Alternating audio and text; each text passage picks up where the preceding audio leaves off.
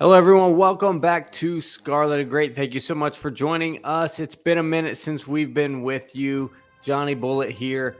My infamous co-host will join me in just one moment. We thank you for your patience and hanging tough with us. We've both been dealing with a few things, but the season is coming. Football season is almost upon us, and we cannot wait to talk Buckeye football with you and watch some Buckeye football in just a little bit. It is going to be great. On today's show, we are going to talk about the defensive side of the ball. What's changed? Who's changed? Schematically, personnel. How good will this defense be that needed to show a lot of improvement? So stay tuned in just a moment. We are going to get into a loaded show previewing the defense and everything that entails. Real quick, guys, I want to say a couple things. First of all, I will be at the Minnesota game. If you will be at the Minnesota game, please feel free to reach out to me on social media. If you'd like to meet and say hello, I love meeting listeners and fans of the show. You guys are awesome. You're why we do it. So if you're going to be there, please reach out and let us know. Beyond that, the second game of the season, the Oregon game, Zach Smith, Menace to Sports, Braxton Miller, and the Charging Brand. Myself will also be there, be doing a Buckeye tailgate at the Point on Lane. Ask me for it. We'll put the DMs in the link. We'll link it in the description down below. I'll post the link to the program itself to where you can buy tickets. It's going to be a really fun tailgate with a pregame show, a halftime show. I'll be emceeing it there. Myself, Zach, and some others probably will be doing a pregame show. It is a lot of fun. Braxton Miller will be there hanging out. Food and everything is included with your tickets, so please check that out. Buy a ticket and come hang out with these at this event. It will be a ton of fun. As always, help us get to 2,500 subscribers by kickoff. We're almost there. Kickoff's almost here, so help us get to the 2,500 subscriber mark. All right, enough of that. Let's get to the show. I'm going to go ahead and bring in a man really needing no introduction the world over. Florida Corey, my friend. How are you doing? I've been under the weather, so I apologize if my voice is off, guys. Also, my whole family just got sick, so I'm also taking care of my pops, and that's why I can't make the Minnesota game, unfortunately. And anyway, I just would appreciate a few prayers for my father if you're watching this. Yeah, well, everybody appreciates you being here, Corey. We understand the delay, and best wishes to your pops as well. And for you, you were on the mend for a little bit. But speaking of on the mend, Buckeye defense had a lot of ground to make up over last season to this one. I would say it's going to get better, but it couldn't have really gotten worse. But Corey, there's some reasons why it should be better. But let's start up front, right? The defensive line. We obviously lost Tommy Togiai, who is a huge, huge loss. However, Larry Johnson just likes to reload. So talk to us a little bit about who you expect to see up front and how you expect it to be different than last year. Well, first of all, let's be realistic here. Whatever you see on paper is not necessarily what's going to start every game, because it's going to be based on the strength and weaknesses of the opponent, and they'll hand over a placard to the television crew and whatnot. That's what you'll see on your TV. But you'll wait a minute, why is Teradja Vincent and they're not Antwuan Jackson? So.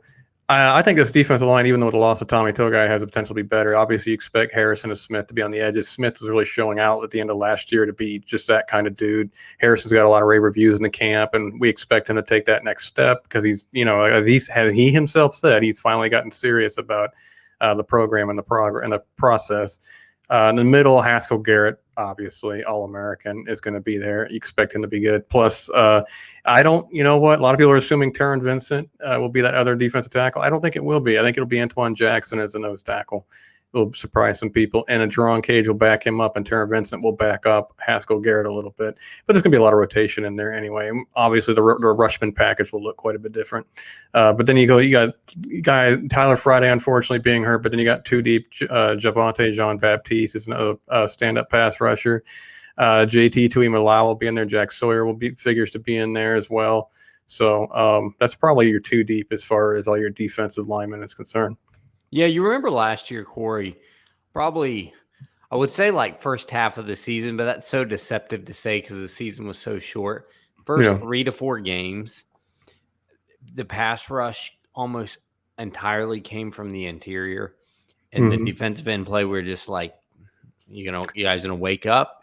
Well, That looks Cooper to be played different better, this but you never expected Cooper to be a dominant pass rusher, but he played better. Smith has just been struggling with injuries, and Harrison struggling with injuries. So yeah, you're right. It really didn't show up yet until later in the year when it finally started to come together a little bit more.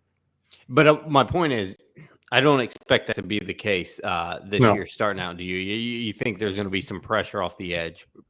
I think our front four will be able to do it by themselves, which will be a huge advantage going into this year to make the defense better. All right. Well, moving on past that, Corey, the secondary, the linebackers, you're replacing, in the words of LeBron James, not 1, not 2, not 3, not 4, 4 linebackers. You're replacing 4 linebackers. And I see you got their smaller role. Maybe just 2 guys with a true linebacker designation on the program out on the field at once. Teradja Mitchell and Dallas Gant will probably be the starters, with Cody Simon getting a lot of playing time as well. Yeah, you wonder how that's going to play out. At Ohio State, this is a little – we're used to seeing 3 guys take most of the snaps, a 4th guy rotating in for a breather, but usually you can bank on 3 guys and they have a huge role.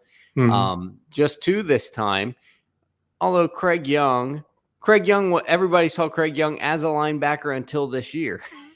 And now he is we're not allowed to call him a linebacker anymore because of some defensive changes. Talk about kind of how that role, that third linebacker, is going to be a bullet, and how that we're moving a little different direction. Well, let's that's not unfair. We can move into secondary and specialty positions, I guess you can call them, because they're more secondary players at this point rather than true linebackers. So you're going to have on the outside corners, you're going to have Banks and Cam Brown most likely. Ryan Watts will be the third guy rotating in.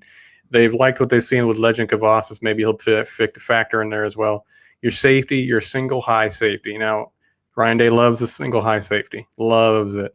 Jordan Fuller filled that role. You'll see Josh Proctor fill that role almost entirely. And from every report, he's a quote unquote different player. I've never seen – I think he's been better in the box than he has in the free safety role. But with his athleticism, you hope that the light bulb goes on and all of a sudden he's Malik Hooker back there. That's what you're hoping for. And then, of course, what you don't have is the typical slot nickel corner, and you don't have the typical strong safety. Strong safety is more of a bullet. And you're going to find in the Cam Chancellor role, I guess, in this defense is kind of the Craig Young, 6'4", 220. Ronnie Hickman will probably be the starter there, though, and because he's been showing out, and he actually looked really good last year. Not to say Young won't play a lot. It'll be depending on on the tendencies of the opponent we're playing. Obviously, if you're running the ball more, you'll probably see a little bit more Craig Young. And then, of course, Court Williams is another backup there who will see some time as a bullet position. But then you have that cover safety spot. It's kind of a slot corner, but more they're calling it cover safety. Marcus Williamson will be the starter there. But then you have guys like Lathan Ransom, who's going to play a lot. They like Lathan Ransom a lot. And he offers that versatility we'll talk about in just a minute. And then, of course, Cam Martinez is another guy they like. The cover safety was basically what Shaun Wade played in 2019. And so is there, Corey, answer this for me, is there really, besides semantics, difference in a nickel corner and a cover safety? Well, it depends on who's playing. Williamson is a total slot corner, but you'll see them drop into cover 2 quite a bit in the safety spot. But what they do is a lot of times is they'll take on that slot corner and they'll play the cover 1 press on that slot corner, try to take that middle of the field out of the game completely. He's basically, believe it or not, it's not even the bullet. It's actually him that's kind of replacing that third linebacker a little bit because he's going to be playing close to the line of scrimmage quite a bit. That strong safety bullet will be actually hovering over the tight end a lot, depending on which hash they're lined up on. If the tight end's on the short side of the field, you might just go ahead and see the will linebacker take out the flat in the passing game because they can use that sideline as an extra defender. But if it's open field and you have the long side of the field on the opposite hash, you'll probably see that strong safety creep up if the tight end is close to the line of scrimmage. So it's going to be interesting to see like the little bit of how they rotate versus what side of the field the tight end is on. It sounds a little bit like, and this is, I'm an untrained eye, but it sounds like nickel all the time. I know that we're not allowed to call it that, but you took a linebacker off the field and to put a defensive back on the field. I mean, a little bit, yeah. It's a little bit like that. I mean, my friend was talking to me about it, and he was saying, like, look at Lathan Ransom. Lathan Ransom is a perfect example of a guy who could disguise a coverage, right? He's lined up in the slot looking to take out that slot slot receiver. But then all of a sudden you disguise. You think quarterback thinks you're going cover 3 and you end up dropping into a cover 2 with dropping Ransom in the back and you take away those seams. So it's actually like you could really do a lot. You could really do a lot of different things that will confuse quarterbacks in the passing game. I'll be interested to see what we do more of. Last year, we did a lot of cover 3, and we had our corners bailing because we were so afraid of getting beat deep, which we did often. I mean, a lot of people thought Wade was just getting toasted when he would bail on those little comeback routes. It's like, well, no, he's being asked to because we're getting beat deep all the time. It's better to give up 15 yards than it is a 40-yard bomb. Indiana taught us that one. So, but I mean, it'll be interesting to see if these corners are actually are just better technique wise, and we don't have to worry about putting them on an island with the sideline being their extra defender and forcing Proctor into decisions. And they cover 3 where they're covering 3 sections of the field, whereas in the cover 1, when we had Akuda and Arnett and Wade cover anybody, we could go cover 1 press and then allow Fuller to just basically take the second half of the field entirely by himself. So it's going to be a little interesting. We played a lot of cover 3 last year, I think, because of the lack of personnel to play cover 1. Right. Yeah, and it sounds mostly like this is a versatility thing, Yeah, I love the versatility we're going to have this year because of the young talent we have. I mean, I love having Craig Young now able to play and Lathan Ransom having more experience on his hands. I love Cam Martinez coming on as that slot corner they really like and think what's his name? Oh gosh, who was it that said he could be president of the United States? Matt Barnes said he thinks he could be president of the United States someday. He's just commenting on his intelligence, obviously. Yeah. So, and Court Williams, one of the hardest workers on the team, coming back from injury, and then of course you got Craig Young and Ronnie Hickman. Ronnie Hickman looked good last year when he did get playing time. Yes, he did. I just think we got a lot of young talent that is able to play right now, and it provides for a lot of versatility. And there's, like you call it, the versatility. We're calling it a cover safety instead of a nickel because it sounds like, right, you will sometimes ask to be a slot corner. Yeah. And sometimes ask to go play cover 2 and be a strong safety. Yep. But you're the same player, which is pretty cool. I can only think in that type of versatility. You remember how we kind of used to do it? Always had 2 traditional safeties, right?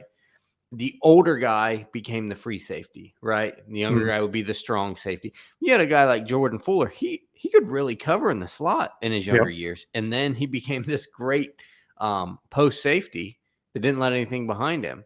It sounds like you kind of get back to that where and it sounds like you'll need that if you're going a little bit light with a bullet in there instead of a true 240-pound linebacker being on the field. Yeah, if you're playing a team that's not necessarily going to beat you downfield with the passing game, obviously you put a little bit more size in there. That's a great thing about this kind of defense. You don't have to give up integrity in the run game to cover the pass. That strong safety is going to have to be there, or the bullet / strong safety is going to have to set the edge. He's going to be able to have to blitz sometimes. And to be honest with you, Craig Young fits this role to a T. Right, because like we said, he was a linebacker until 2 months ago, right? So, yeah, like you play Wisconsin, all of a sudden you just walk Craig back in and it's a 4-3 again. And imagine this, Lathan Ransom in that slot corner spot with Craig Young in that bullet position spot. You don't have to give up integrity against the run or the pass because Craig Young can guard a tight end and he can guard running backs out of the wheel routes. I mean, the speed and athleticism at that size gives you so much, and his length gives you so much versatility in that spot. Like I said, he's going to be our Cam Chancellor for us, and I'm excited about it. I think this year, and plus it's not a COVID year; it's a full year to train these guys. I'll be honest with you, I'm excited to see it because I want I don't know if it'll come, but I want redemption for Kerry Coombs too. And I think this year it's make or break, obviously. And when people come to me definitively and say he can't do it, I'm like, well, maybe he can't, but give him this 1 year to see it, Yeah. I think this year it is, I'm sure no one wants it worse than him. And I think probably you just ask him to do different things. Instead of being super schematics defensive coordinator guy, you let him be CEO culture guy. Yeah. And they have guys like Matt Barnes, who I've told you privately, and they just apparently the reviews on Barnes are through the roof. Mm-hmm. He is supposedly just a fantastic teacher of football. Mm-hmm. So maybe that's the answer. Maybe you don't ask Kerry to be, Brent Venables. You ask him to be a Urban Meyer of the defense and be a CEO, and you play to the strengths. And good for if that works, then fantastic and good for him, right? A guy that's been in football for years and years and years, finally getting to be a coordinator and successful at it. What a great story. Yeah, and I think that Kerry wants to run the cover one. He's been talking about that's what they're doing this year. That's going to be their bread and butter because the cover one is simplistic. It's a very simplistic defense, and it's very, very what they call the high school defense because it literally is my athletes are going to line up and blanket your athletes. That's what's right. It sounds very simple, but if you can't beat it, you can't beat it. Well, I mean, if you have Jeff Okudah, Shaun Wade, and Damon Arnett, it's hard to beat, and Jordan Fuller, one of the most underappreciated secondary defenders we've had in 10, 15 years. And look at Jordan Fuller gets a 6th-round pick. He's out there playing like an all-pro in the NFL right away. I mean, he's just that good. And if Proctor I tell you, it all depends, in my opinion, not even necessarily on the corners. If Proctor can make good decisions and not go for the headshot every time and not try to kill everybody and just be a cleanup guy and make good decisions in the pass game. And this is key. Can Zach Harrison and Tyreke Smith turn it on and get consistent pressure on the edges and really mess up the quarterback's timing? Because I'll tell you one thing. You know what made it work really well and fantastically for Jeff Hafley in 2019? Having the Predator. Yeah. When nobody has any time, it's a lot better. And it'll be interesting to see what we do with Josh Proctor. Do you want him to be Malik Hooker and rove sideline to sideline? And he's got that athleticism. And be the guy, though, that you can't get by and miss tackles, so that's a lot to ask from one player type. But like you said, he is that athletic. So hopefully with the help of other bodies back there. Unfortunately, I think he has a better chance to be a roamer and be the guy who can catch up and knock down passes more so than be the cleanup guy. I think he's too instinctive to want to hit people. Yeah. Well, yeah, he's more athletic than he is technically sound. Yeah, and so exactly. there you let him be back there and be the rover. And that's why you have a second safety and a bullet back there too. So he's not always having to clean things up, hopefully. Exactly. So final question I see you have right down here, Corey, will the defense be better? It's hard to say they won't be, right? I think they'll be in the 20 to 30 range. And I think that's it's not going to be acceptable from that 30 to 40 range, but I'll be like, whatever, at least it's a huge improvement. But I think it's very, very reasonable to ask to be in that 20 to 30 range. I think that's a championship caliber defense. If your offense is high powered as we suspect ours will be, it is. Yeah. Yeah. If it is, yeah. If your offense this is not in the Tressel days, no, but right. Yeah. That'll be good enough in today's game if your offense is high octane, and this one looks to be. So if you're holding people to 21 on average, you're doing pretty good. Yeah, because then you're only asking your offense for 24, right? You should be able to do that with the players we have every single week. Absolutely. So, all right. I think it'll be better. Yeah. All right. Well, good show, Corey. Anything before we close it out? No, man. Appreciate you guys. Sorry we've been gone for a while. It's been hectic over here. We can't wait to get into the season. Yeah, guys, comment below. What do you think? Things you want to talk about, things you want to discuss. And we appreciate you tuning in. Again, check out the event, The Point on Lane. You will have the link in the description. Always thank you for joining us. We'll see you next time. Goodbye. God bless. And go Bucks.